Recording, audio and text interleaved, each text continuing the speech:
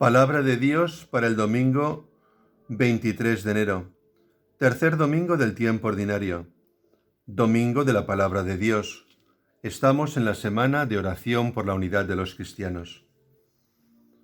El tercer domingo del tiempo ordinario, el Papa Francisco ha instituido el domingo de la Palabra de Dios, con la intención de que el pueblo de Dios crezca en la familiaridad religiosa y asidua con la Sagrada Escritura. Las lecturas de hoy son especialmente adecuadas para ello.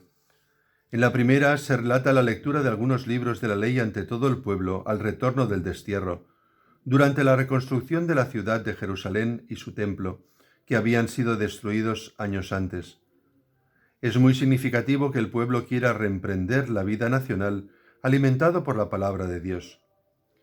Del relato podemos extraer algunas enseñanzas. Se nos dice, por ejemplo, que todo el pueblo escuchaba con atención. También en el Evangelio encontramos que toda la sinagoga tenía los ojos clavados en él, en Jesús. Indica ya una manera de acoger la palabra de Dios, buscando qué nos quiere decir el Señor y dándole espacio en nuestro corazón.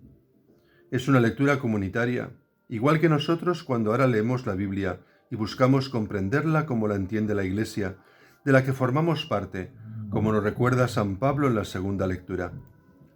Se nos dice también que al abrir el libro, el pueblo se puso en pie, y que tras la bendición de Esdras, el pueblo adoró al Señor con una inclinación. La lectura se realizaba en un clima de oración. Además, aquel libro no era como los otros que podían existir. Ciertamente estaba escrito en un lenguaje humano, pero contenía las enseñanzas de Dios para su pueblo. Un Dios que se había hecho cercano, había elegido un pueblo y quería seguir acompañándolo. Se nos dice también que dos levitas leían el libro de la ley de Dios con claridad y explicando su sentido, de modo que entendieran su lectura. Era una lectura sin prisas, que quiere asimilar la palabra. Así hemos de acudir también nosotros a la Sagrada Escritura, aunque muchas veces necesitemos de gente más preparada que nos ayude a entenderla. La lectura provocó la emoción en el pueblo, que rompió a llorar, quizás porque reconocía que mientras Dios había permanecido siempre fiel, ellos no lo habían sido. Pero aquella emoción espontánea fue corregida. No era un día para el llanto, sino para la alegría. Es cierto que la familiaridad con la palabra de Dios puede llevarnos a caer en la cuenta de nuestros errores, y es bueno dolerse. Pero sobre todo nos trae una buena noticia de la salvación. En la Biblia encontramos el relato del designio misericordioso de Dios, de su amor, que no se enfría por nuestros pecados. En el Evangelio también se nos recuerda este hecho. Jesús en la sinagoga de Nazaret proclama que en él se cumplen las Escrituras. Él es el Mesías anunciado y en él se realiza la salvación prometida.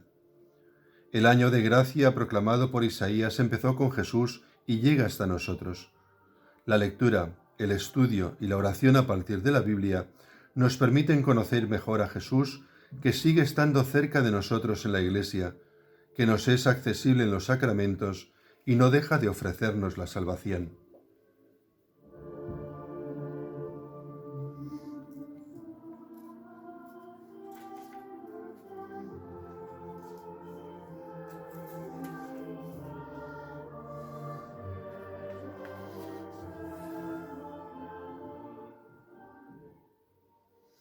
Oremos. Dios Todopoderoso y Eterno, orienta nuestros actos según tu voluntad, para que merezcamos abundar en buenas obras en nombre de tu Hijo predilecto, Él que vive y reina contigo en la unidad del Espíritu Santo y es Dios por los siglos de los siglos. Amén. Hermanos, hermanas, amigos, feligreses todos, que paséis un feliz día del Señor, una feliz jornada, ojalá que siempre en familia.